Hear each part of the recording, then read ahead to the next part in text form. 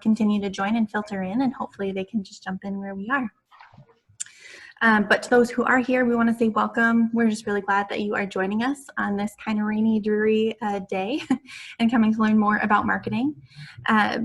We are so excited to continue this conversation. For those who I haven't met yet, my name is Kathleen Rourke, and I am part of the Local First membership team. Really glad to have you. If you joined us a couple weeks ago for part 1 of our marketing series, we began to navigate a couple of different things with some of your fellow Local First members, including things like how do you determine the why behind your marketing campaign in the middle of COVID-19, why it's important to spend time considering your marketing campaigns, especially amid a pandemic, and then some tips and tricks for how to get going. It especially has some great content about social media and marketing. So highly encourage you to check that out. We did post a recording of that and the link to our panelist sites on the Local First blog. So definitely encourage you to look back if you're interested in gathering some more content and information about that. Today we're just going to build on top of that foundation and look at a couple of different things, including our tools, the platforms that we use, and how to engage our consumers. So I'm just going to go ahead and introduce the people who are here to help us with that.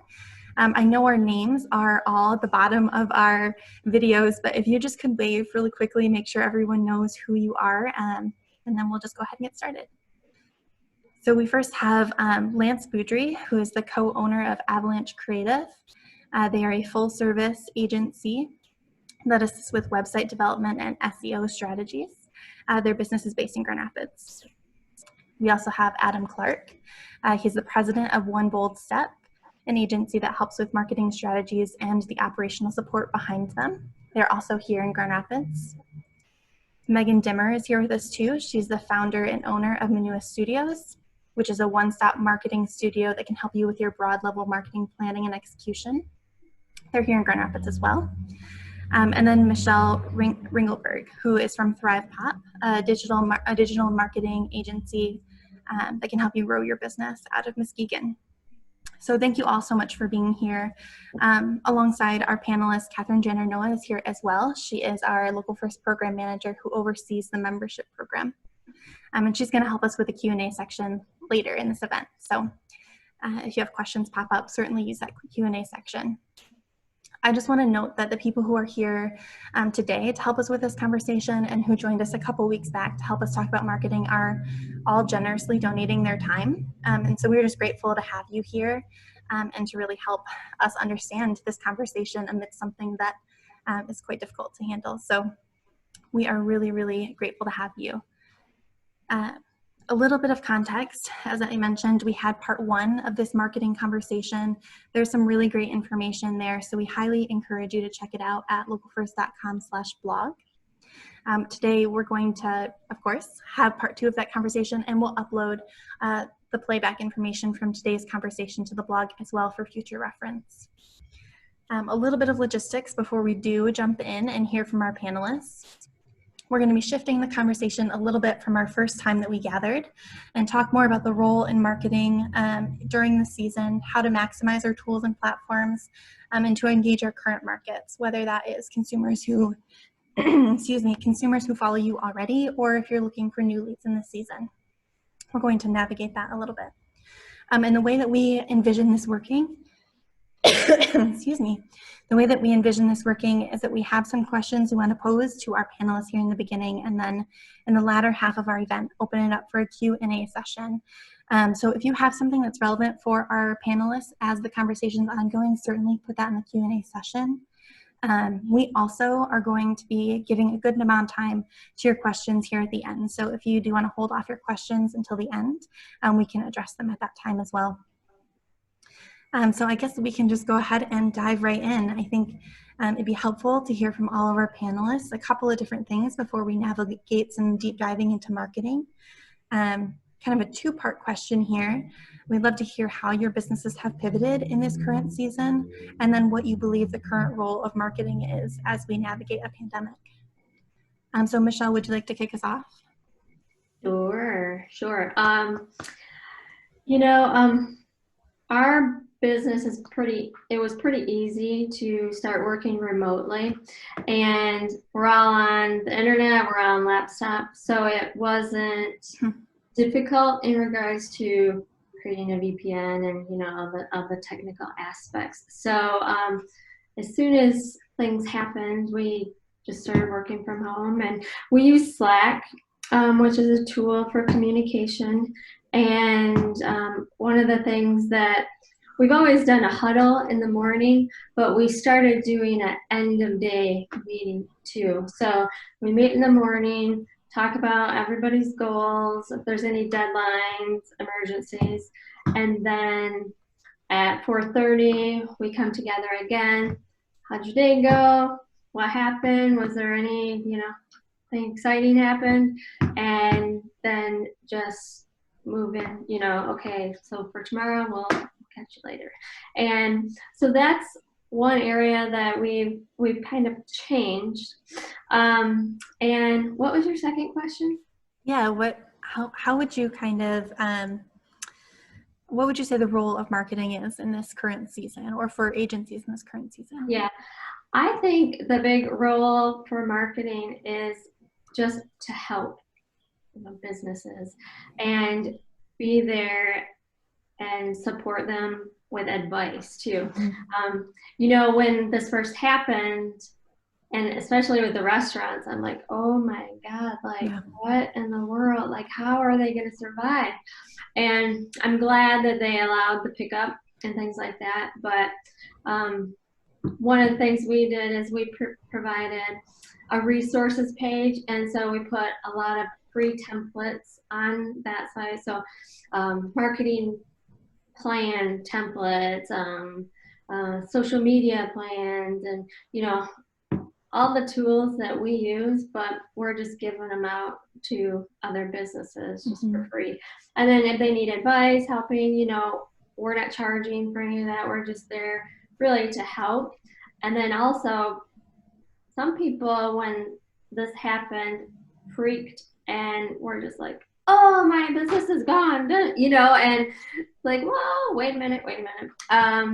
No, we can figure out another way. And then we just need to brainstorm, like, tell me about your business, you know, could you do this? Could you do that? You know, and so some people just don't have that creative mind. They're just very logical. And so it was really kind of fun, you know, to calm people down and just readjust and say, okay, so I know it's not convenient, but here's what we're going to have to do.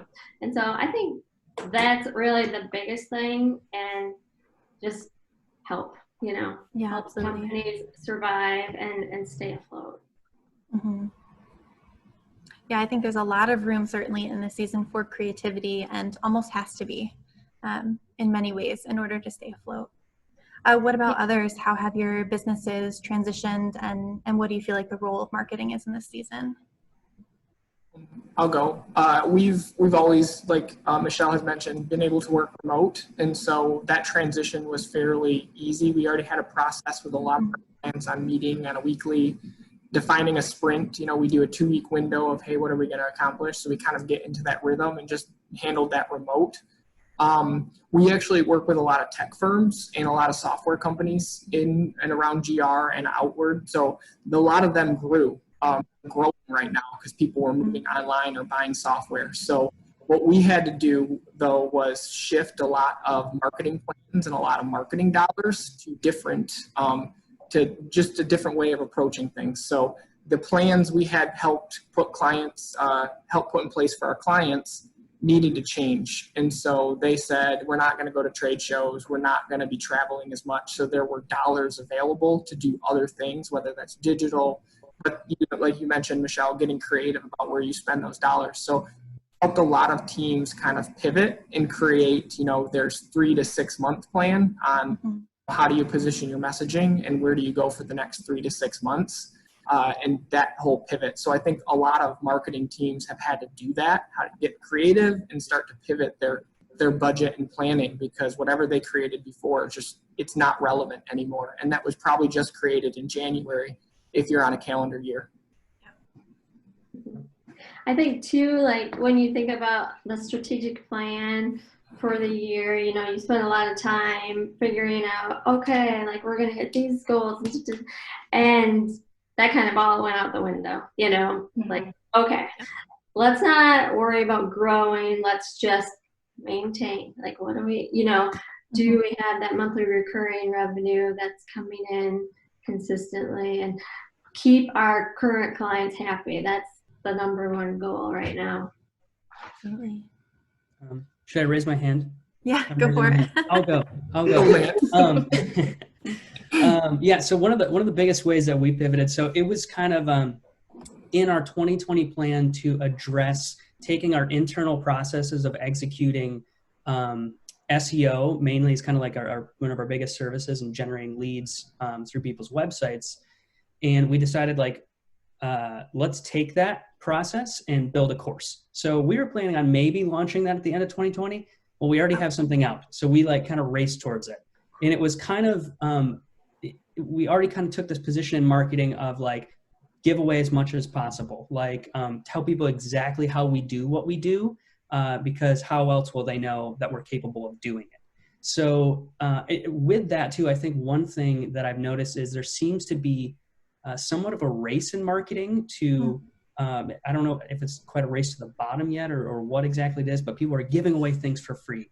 And I'm not sure that's the best strategy, but one thing that I think companies can benefit from when they think about their marketing is, think about the customer first. I know a lot of people say that, but more, what can you give out of your marketing rather than what can you get? Because when we start to look at marketing, we start to think of goals, right? The goal is to get more sales. When we engage in any kind of marketing activity, well, now is one of the best times ever to really practice that empathy. We call it search engine empathy because we're focusing mostly on the search engines, but truly, what can you give away to your customer that is just helpful during this time? So that's one. I would say we were already there, but now we're really pushing our customers to do the exact same thing. Yeah, absolutely. Yeah, I would agree with Lance that a lot of what Manuha was shifting into anyway was coaching and educating, teaching small businesses how to do it themselves so they don't have to like pay thousands of dollars for an agency to do it for them. And so we kind of sped along with that. One thing that I do a lot of is teaching on neuromarketing and actually understanding how your audience behaves and how to pivot your messaging based on changes of behavior. So this has been a really wild experience to then be able to train our clients in, okay, right now everyone's going through something called a collective trauma. And so now we have to totally adjust our messaging for the lack of brain space people actually have for content. And then how do you actually rework it to do less, but still have more empathy, more connection with them, because we're naturally more disconnected because we're through screens, which our brains don't really like that anyways. And so it started this huge conversation of what does it actually look like to be a human in your brand, and to actually be like, I'm a human, you're a human running a business. Let's get that trust built, and then we can worry about growing the business. Because I always believe the more that you just focus on the humanity of your business, the more your business will grow anyways. Mm-hmm. Yeah, absolutely. Very cool. And you're right, such an interesting time to be kind of studying that and then seeing how I'm writing a course right now on it, so it'll be fun for the next pandemic and whenever that hits. We're ready. No more pandemic, please. Exactly. No, I'm kidding. I hope we never have to do this again. Yeah. Well, I think once we kind of address what the role in marketing is and what its implications are, not only now, but for the future, it helps us figure out like what that foundation is. And I know lots of people, as they look at what their current platforms are and how to move forward, are trying to figure out how to maximize what they have or how they need to pivot. So I'm curious to hear, what some of those tools are that are beneficial for our locally owned businesses, those underrated ones that people might not know about or know that they can maximize. Lance, Megan, are you able to speak to that a little bit? Yeah, Lance, you can go first since you're like the SEO person. Oh, sure. Okay. Yeah. So I've got, how much time do we have? Because there's treasure troves of great free tools that business owners have. So like I said, we're really positioned on what can your website do. So I'm going to talk about some of the tools just to kind of benefit that and using that in your marketing and lead gen sales. One of them that comes to mind is called Answer the Public. It's a free tool. It's got this creepy guy in the background, answerthepublic.com, that's just staring at you, but you can type in a word, like say you're a landscaper, type in landscaping and it'll give you all of the questions that people ask in Google related to whatever your topic is.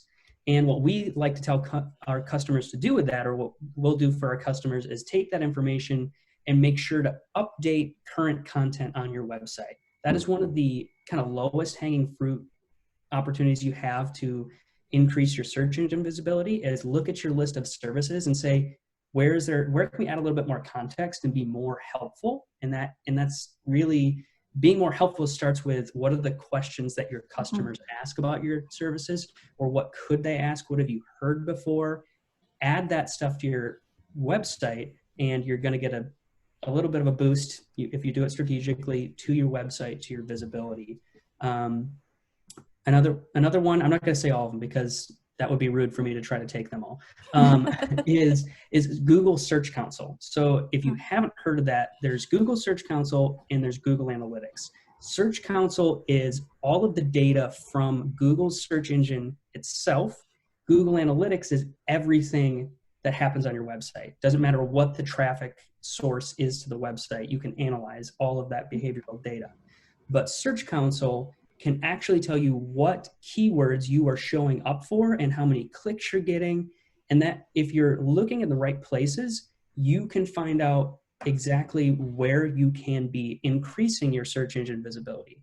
Again, let's say you're a landscaping company and you have you look at a keyword like pool building. I don't know anybody who's building a pool right now, but maybe somebody's interested in that. And you don't have a lot of clicks, but you have some visibility. Well, that's where you go back to Answer the Public and say, hey, how can we update this content on our website, make it more beneficial to somebody that's looking for a pool? And that's kind of one of your quickest wins for just increasing that visibility.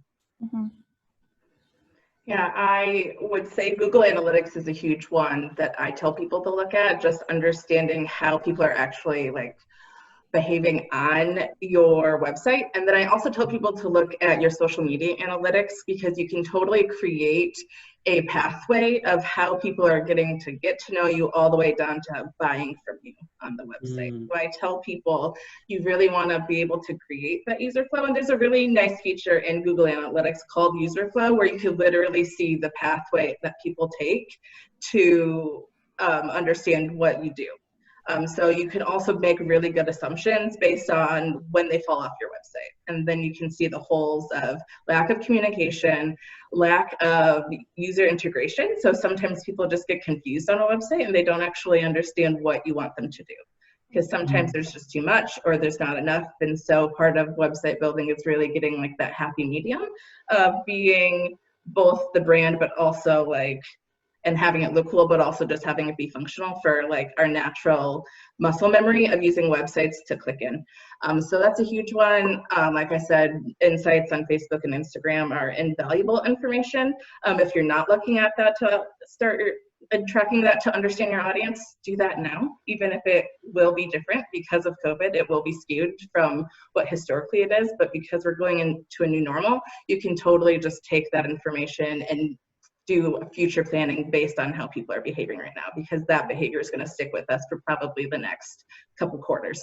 And then I'm a huge fan of integrated marketing. So I like taking a whole bunch of different things and automating them together, because I'm a freak and most people don't like doing this. So one of my favorite tools to use is Zapier. So you can pretty much connect any couple of marketing apps together to make something happen, so you don't actually have to do a lot of the work manually. So I'm huge into not working and having marketing working for me instead of the other way around. So that's always what I tell people, is you can set up a super simple sales funnel that goes from people go to your your social media to your website. You capture that lead, and then all of a sudden they're in your email list, and you're building equity with them without you doing anything. So my favorite lower cost email marketing tool is Flowdesk. It's pretty new, it's in private beta, but it sets up templates, so it's super user friendly for small businesses. So you don't actually have to know how to be a designer, know how to code. It will literally like tell you, this is how you do email marketing, follow our guide and do it. So like it literally also gives you blogs and understanding on best practices for email marketing, what to do in subject lines and all of that. So it does a lot of coaching for you already. And then it also has the automation on the back end. So then you can do a workflow and have people get automated emails from you that way. And that you can use through Zapier, connect to your website, connect to really any other tool. Yeah, love that. I think lots of our business owners probably can resonate with the fact that they would love their tools to do a lot of the work for them. And so those are all really helpful suggestions. I think on the flip side of this, lots of people are looking at what they currently have in place and wondering, should they be reallocating money toward what they already have or looking into new tools? And so I'm wondering if we can spend a little bit of time with that conversation too. Should folks be investing in something new and building that up? And how can they assess when they need to be doing that? I like to answer that question from as best as you can from a data perspective. So like Megan, everything you said was so spot on. Like the Google Analytics thing, and a lot of times, a lot of business owners are going to be like, "What's Google Analytics?" So that's probably a red flag that you might not even have it set up. So you got to work with what you have. Assuming you have a little something, if you can do something like, set up a goal, and that's very easy for any marketing professional to do, to set up those goals, then you can start making better decisions. So for instance, our goals with a lot of our customers are leads. So clicks to call, form fills, we set that up in Google Analytics, and there's something called like the reverse goal path. So we can actually see where people are coming from and where they're taking that desired action of clicking to call, filling out a form. Then we can start to gain some valuable insights to say, wow, that's a really good piece of content because it's leading people to contact us. So what can we infer about that? So kind of having that base, even if you don't have much traffic, much data today, get it set up now and slowly over time, spend a little bit of time and energy in that, and you'll start to gain those valuable insights. Yeah, absolutely. Yeah, I would piggyback off of Lance with the whole data piece. I think a lot of teams right now, especially marketing and sales teams, need to really figure out exactly how do they prove ROI, so return on investment. And they're, with the potential of marketing budgets being cut and those pieces that are just going to, probably being talked about, really more than ever, you need to track ROI. So I always look at a system or your current system, or is it time to invest in a system where you can actually prove return on investment. So anything like Lance mentioned that shows leads coming in and did they turn into successful deals, or anything in your pipeline, so current deals or any purchases, is really what's going to help assess a system. So as you talk about integrated marketing, if you can see it all flow down to a dollar amount, that's really what any owner, any C-suite wants to see right now, and that's usually how we start, being from an operations side of like, well, okay, let's get down to ROI. So yeah, absolutely. Michelle, I was just going to talk about Google Business Page, because that's one thing that you can do yourself. It's free, and it really does help significantly, and they keep expanding upon that. So you can put in your services, you can put in like keywords, you can put in bios, there's just so much that you can do. It's almost like it's its own social media. The more you're posting on your Google business page, the more Google likes that, because you're using their tool. And so if you don't have a Google business page, get one.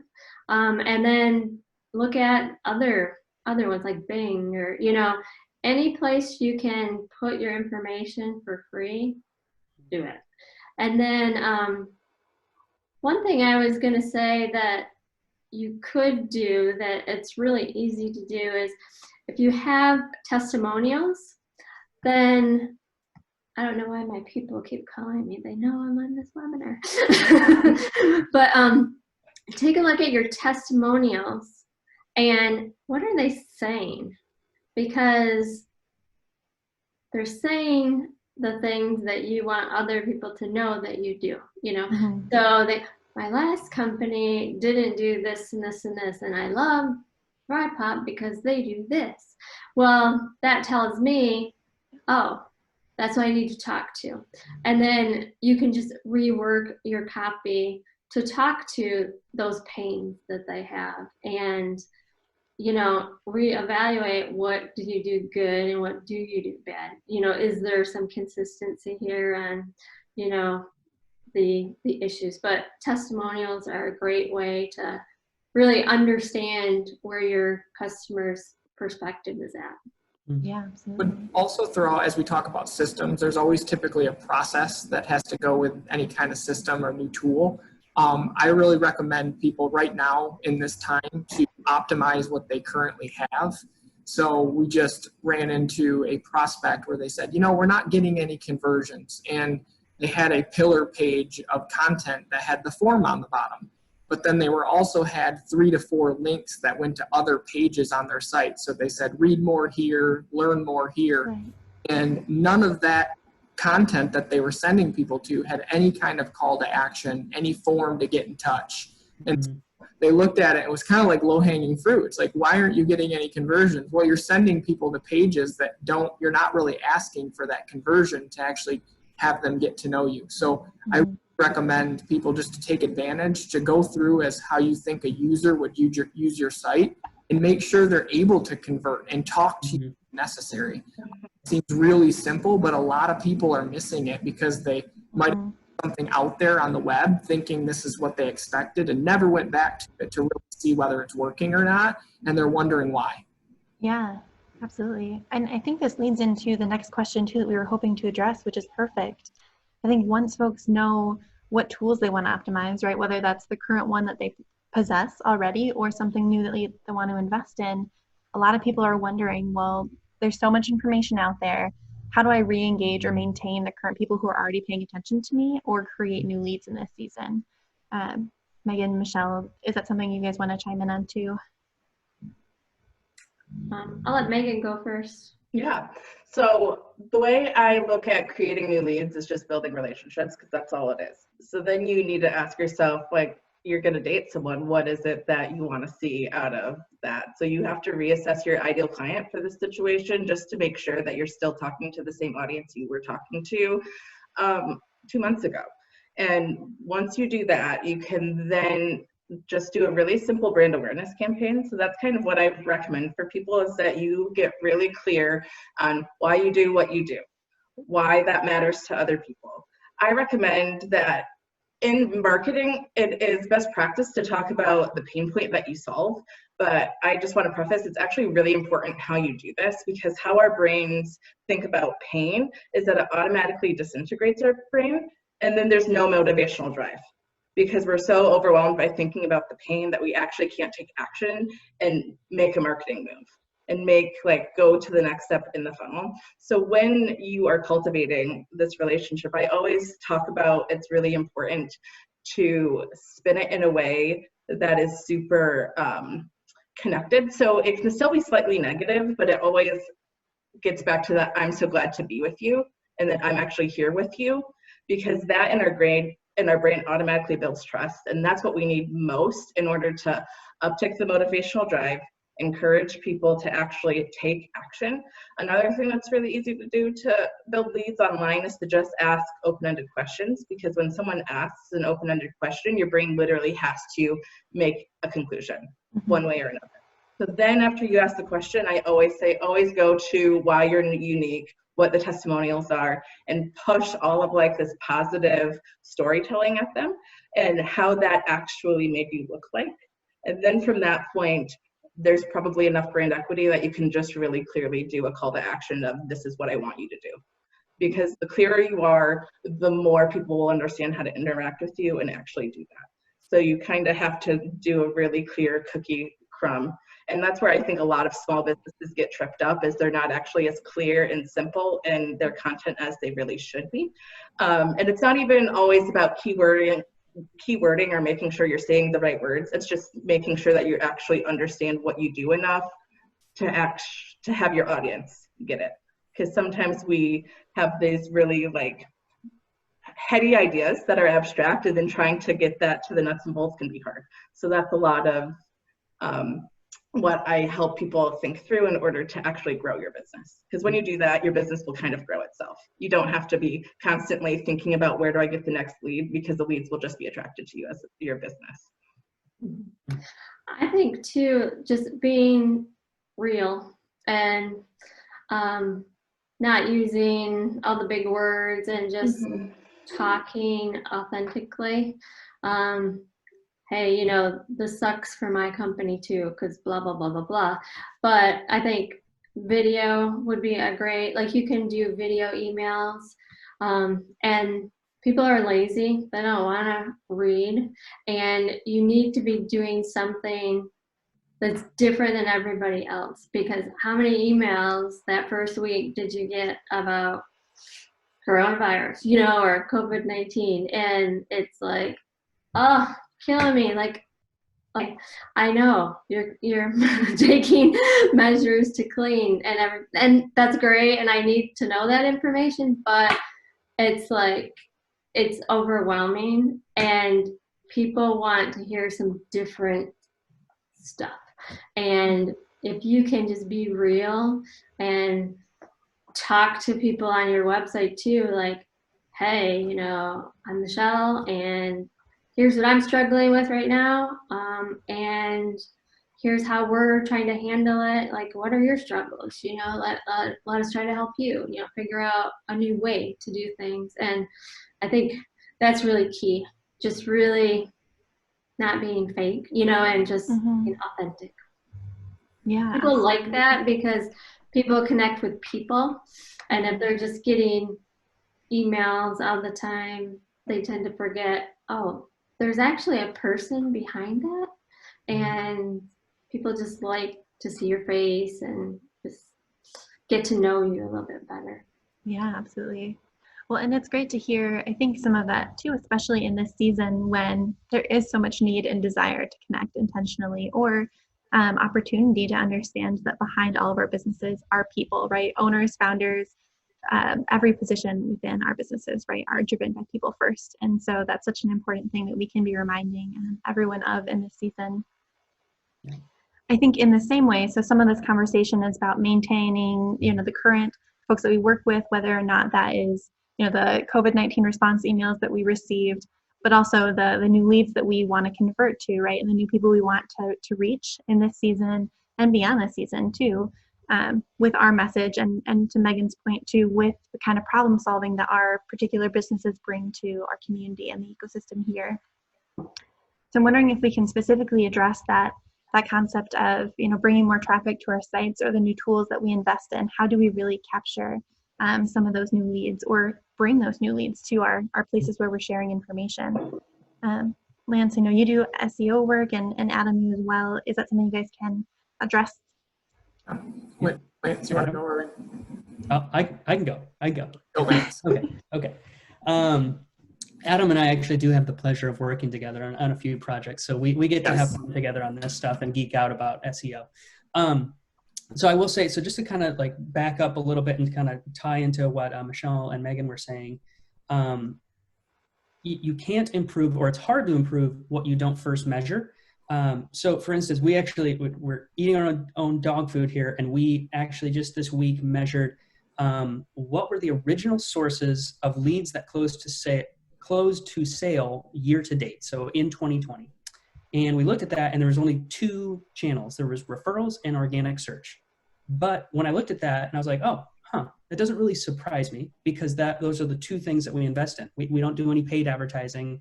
I don't do any traditional advertising. So it's like, okay. But we also had to look at it from a perspective of, okay, that was the original lead source, but a lot of in our particular business, you could be a lead from over a year ago, But finally in 2020, you decide, oh, I'm ready to work with these guys. And so we looked and we said, so what contributed to that sale? One of them for us was email marketing, was being consistent and sharing information. So again, I'm going to overemphasize that, like, work on or try and figure out what's tried and true, and then where you can maybe double down on that before saying, hey, what are new things that we can do? And understand that success follows investment. If you've never invested in SEO, if you've never invested in email, well, you don't really know that it doesn't work. We haven't ever significantly invested in pay-per-click. So we don't know, maybe that does work. Maybe we should be paying Google and we could be getting leads. In fact, it keeps me up at night sometimes. I'm like, oh, should we be doing it? You know, so that's just one thing to think of. The other thing is, how can you have more of that one-to-one conversation? Once you, let's say you're working on your SEO, you get people to your website and you want to convert them. Think of things from a problem solution standpoint. On our website, we have SEO guides for certain industries. The reality is, when somebody wants SEO, is searching for SEO for landscaping, what is it they really want? They want to grow their business. They want leads. So once we get them there, we have a very specific offer. Here is a lead generation guide. Here's everything we know about generating leads. So really do your best to build a website, create an experience that is as one-to-one as possible. So we have it set up where if we write a piece of content about landscaping, it gets tagged as a landscaping post, and then automatically we know we're going to have that offer on the page that is for that human. So. I would, we kind of covered this early on, but there's a piece of, you need to educate your audience right now and continue, you know, with Lance's offers. Michelle mentioned it, Megan mentioned it, people giving away and educating. It's important. We're very relevant, but HubSpot just sent out a email, I think it was last week, talking about people aren't looking to buy right now, they're looking to learn. And HubSpot said that their weekly, I have two stats here, weekly academy has doubled since COVID. And their organic traffic to their blog has seen a 40% increase. So if in general, I mean, if you think about HubSpot right now, there's a lot of people that follow that blog from a marketing perspective because it's a very educational blog. So for them to see a 40% increase by continuing to educate just shows you how much traffic, how many people are starting to want to learn right now. So I would encourage, you know, anybody that has that marketing and sales team to start educating your current customers, your prospects, because then when they're ready to buy, after this is all done and we actually get to the normal, they'll think of you because you've been educating them for a while. I think, you know, Lance mentioned his email that he's been sending weekly. I'm on it. It's always about education. It's a very useful piece. And when you think of SEO, hopefully you're going to think of Lance when it comes to that point, because he's been educating you on that whole topic. So I would challenge anybody to think about that. We had a current client that shifted their, they created a guide to help their clients, and they had a 300% uptick in leads by that download compared to all their other sources, just because they were offering something, that educational piece, that people could download for free. So I would challenge people just to think about that and what can you offer your contacts and prospects, customers and prospects. Absolutely. Those are all fantastic tips. It's exciting to hear some of those things because a lot of what you're suggesting as well feels very approachable too, right? This opportunity to share more about your brand, what Megan mentioned earlier, this opportunity to educate more. These feel like things that folks can really grab onto. So they're exciting to hear more about. We want to as well spend some time shifting and gearing up towards answering questions that might be still filtering out there. So folks, if you do want to use that Q&A section at the bottom, now's a great opportunity to ask your questions. We're just going to, and for our panelists here, I'm hoping we can just combine these two questions and kind of move forward with answering some of our questions from people who are here. But if you want to share either potential opportunities for people to generate new business now and beyond COVID-19, or the kind of top 3 things that people can consider in their marketing strategies as they move on currently in our season and beyond, then we can jump into questions next. So whoever kind of want to start that off, we can just popcorn best practices and ideas here for our current season and the next one?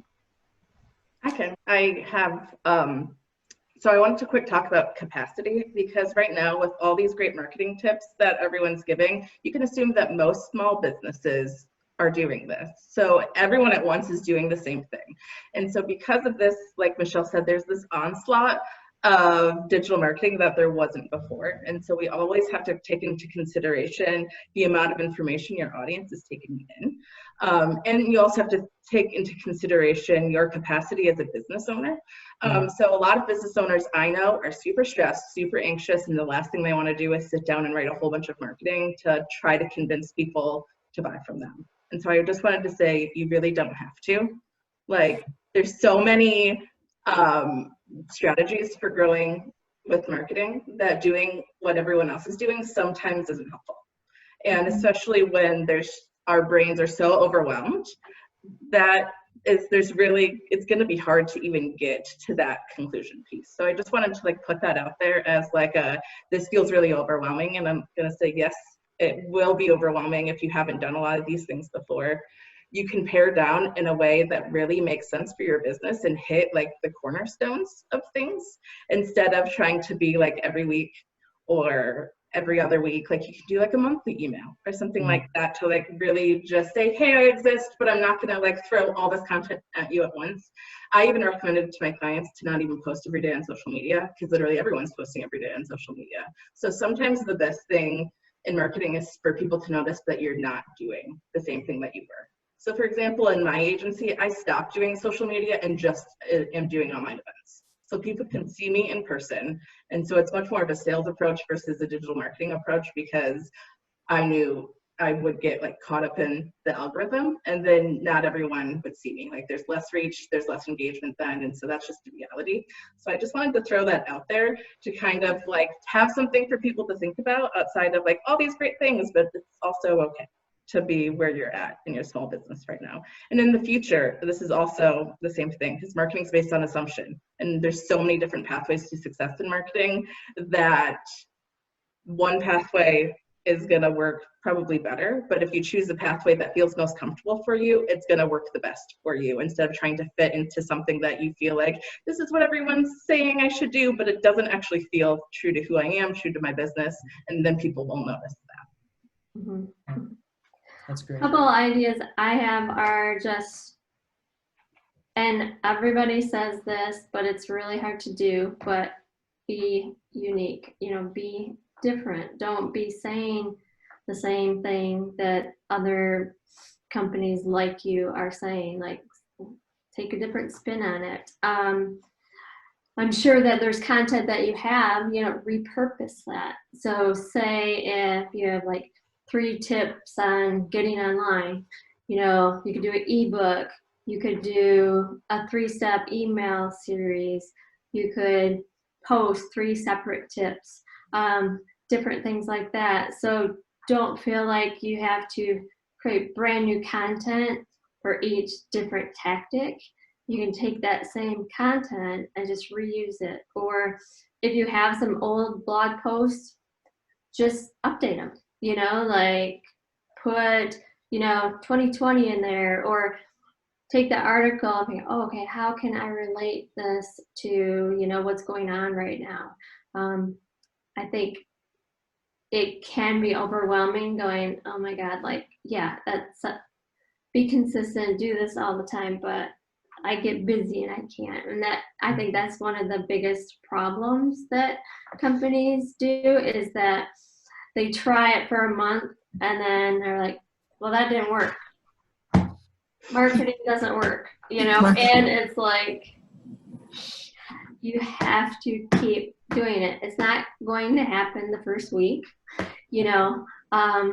like Lance was saying, sometimes it might be a year and a half later that this client comes to you and says, I know you send me those emails like every month, and because this time it just hit me that I need to do something.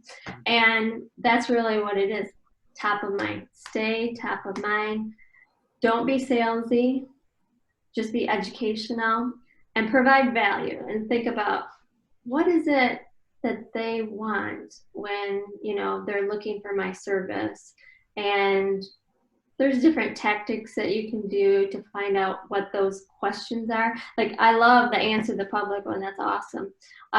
But, you know, use those kind of free tools, and that will help you, because sometimes you're like, oh, I don't know what they want, you know, because you're so entrenched into your own business. You can't think like a normal, you know, person that has a fresh perspective. So, and then now more than ever, you have to be online. And believe it or not, there's a lot of companies that aren't online and they only use their Facebook page. And this is a process. It's not going to be done in a week.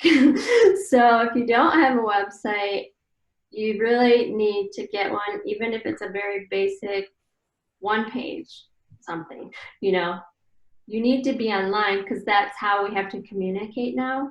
And we don't know how long this is going to be. So I think things are shifting, and I think we are going to be online just more and more as time goes on. I would also throw, and this doesn't really just to generate leads and generate awareness, but I always challenge teams, marketing teams, to communicate their successes.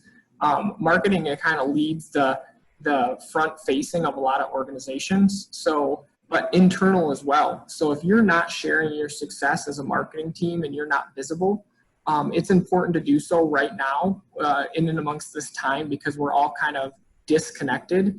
And so you should be sharing success, not only with like the C-suites and the owners, but your sales team and your customer service team. And if you have a service team, whether you're, you know, supporting lawyers, or, you know, you have developers or whatever, whoever you have that are kind of on that service line, manufacturing line, it doesn't matter. Share the success on what's happening right now. Everybody needs it. They need to see it. They need to see that visibility of the successful things that are happening. So I always tell people, as a marketing team, you should be doing it externally, but you should also be sharing that success internally with your teams and showing showing what's happening, showing the good stuff that's happening. Because I think that's been very, very beneficial right now. Definitely. Yeah. Another thing I like to add, this is not from me, this is from my business coach. I got to give credit to him. Because he talks with a lot of business owners right now. And he said the one kind of common theme I think we can probably all relate to is, what should I do now? Like, what is the most important thing for my business? And he gave us this like framework, this context, knowing what you know today of your business in COVID-19 and a pandemic with a stay-at-home order. What would you have been working on 6 months ago, knowing if you knew what you know today? And that might give you just a fresh perspective, like a little bit of an idea of like, okay, that's what I should have been working on if I knew a pandemic was coming, if all this was going to happen. So maybe that thing is a good place to start today. I wouldn't have believed it, Lance. I'd have been like, what? No way. That's Come on. Yeah, I'm not gonna have that's so true. Like, nope. I would have moved on. I wouldn't have believed Yeah. I moved on. That is so true. Yeah. Well, that's great. Thank you so much for sharing all of that, the questions before, and that advice as well. Looks like we just had a question come through. I was going to say, no questions, you covered it all, but someone just snuck in. Yep. You guys, this is great. Thank you all so much, really. We have Alana at Schuler Books who has shared a question, or not really a question, but something that's worked out for us at Schuler Books is focusing on how we can solve people's problems. Boredom, books, puzzles, and games. Education, learning materials for parents who are now teachers. Stress and anxiety, escaping into books and purchasing stuffies and working on a puzzle, great stress relievers. And gifts, celebrations that are still happening, Mother's Day, birthdays, graduations, etc. We've also shared customer posts and comments in our posts and stories. So that's I think that's a perfect example of getting creative and also educating on what you do and what you provide. It's just a different format to educate. So nice work. Yeah, and especially touching pain points in a way that is accessible, doesn't actually just have people be like, yeah, I'm really bored. and that really sucks, and I don't know what to do about it. But you're like, the fact that they followed that up really clearly is like, here's the pathway, is like a perfect marketing example of how to do that in a way that's practical. And the only one that I would love to see on here is how do you entertain your kids for 60 days in the house, especially on a rainy day. So that could be a good one too. Yeah. We've I've heard of, I love how people are getting creative with Zoom calls, because I think, there was a little bit of that, honeymoon excitement phase, I guess, if you will, when people were talking with their grandparents and their parents on Zoom, and it's like, hey, this is fun. We have never done this. And now people are doing it and they're like, well, what is there to talk about? Same old story, right? We're stuck at home. Yeah, not much is going on. So people are getting creative, like hosting like murder mystery parties and like surprising, people with like getting all dressed up and acting like a Disney character or something. It's like, that's fun stuff. How can you bring that into what you do professionally and personally? So. Mm-hmm. Yeah. This was something that came up actually in our previous conversation in the first part of this series, was specifically nonprofits. I think it came up in that context, but how can folks really engage an audience, during this time, and getting creative with virtual events? And Alana's also sharing that they took some of their events virtually on Zoom, and they had 48 people on with an author last night.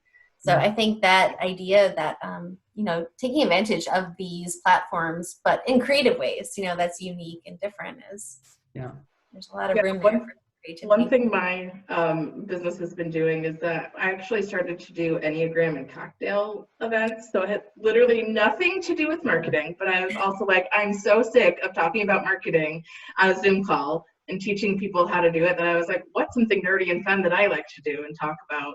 And then, so last night we had our first one, and we had probably 30 people show up, and then probably another 100 people ask to come to the next one. So it's like a really practical, fun way that you can engage with people that really for me, has nothing to do with the business. I just like it as a person. And since I'm a person in my business, I can be like, well, this is something I can do for fun then. Yeah. What, Megan, I missed, what was it? What did you do? So I did a workshop on the Enneagram, which is like a personality test type thing. So, and I was like, I'm literally not talking about marketing. Like everyone on there, I was like, do not ask me a question. This is not what it's about. And so it's fun to like give someone like another business the floor and be able to do something fun with business owners. What's your number, Megan? What? What's your My number? number's an 8. So I'm an 8 wing 7. Okay. Oh, wow. Right. I'm a 7 wing 8. Hey, there we go. We would probably get along. I am a 7. I think a lot of marketers are 7s. Yeah. Yes. That's so funny. Anybody else have questions here for our panelists? I just want to throw this out there. Panelists, would you be open to receiving questions after this call if we were to share emails? Would that be something? Definitely. Definitely. Yep. That would be really great. So if something occurs to you later on today you want to ask, certainly reach out to Kathleen or I, and we can put you in touch with panelists that way. Or you can always also search our local first directory and access a number of our marketing experts in our membership. We've got an incredible community of local businesses. So be sure to check that out too. Yeah. Wonderful. Thank you for having us, Kathleen and Catherine. Yeah. Yes, Yeah, we're thank you. so glad to have you. Thank you for being here. We know that this takes time, and we are so glad that you were willing to share your expertise with us. So we're just grateful to have you. And yeah, Catherine hit that home too. We have a lot of really great people who want to provide support. And so we will link to this on our blog again, so you can reference it and go over the things that we've talked about today. As well as that's where our first marketing part 1 conversation is living as well. I just want to mention too, we're running a number of different things to help right now with businesses. There is a lovelocalgr.com website that talks specifically about downtown businesses and their offerings, so definitely check that out. The partnership between a lot of different organizations here in Grand Rapids who want to support business. We're also putting all of our updates on covidwm.com. It's a great place to check out and see what the latest information is for business. I mentioned our blog, definitely check that out. We have a lot of different information on that. Our marketing webinars, of course. We have the What's Open West Michigan app, which shows all of our locally owned businesses who have provided information into that space. what their current offerings and deals are, so worth checking out. It's interactive, so if your business's offering has changed, you can update that or put new content on there for the first time. So check that out as well. Our upcoming event that we have next, as well as the coffee hour, that's going to happen on June 12th at 10 a.m. It's going to be a virtual offering, and we'll have details at localfirst.com/events. So we'd love to have you there. That's more of an informal conversation just to touch base with Local First members and see how they're doing and grab a cup of coffee as we can in this season with our other members. So we would definitely love to have you there, and we'll be doing more of this. So if you liked this conversation around marketing, we're going to be hosting some more conversations here later in June, and hopefully each month as we continue to be in a season that looks a little bit like this. So stay tuned to that, and definitely check out our newsletter. That's where we're posting all of the most up-to-date information about our virtual offerings and what we're doing here with Local First. I want to mention as well, one great piece of information that came out in our newsletter recently is that we are launching an independence campaign around July 4th. It's going to be something that focuses specifically on our locally independently owned businesses and how you can support them, and we feel it's especially relevant in the pandemic. So we would love to have you participate, or if you're interested in participating, please let us know. There will be some more information about that coming out this week too. So keep your eye on your email for that.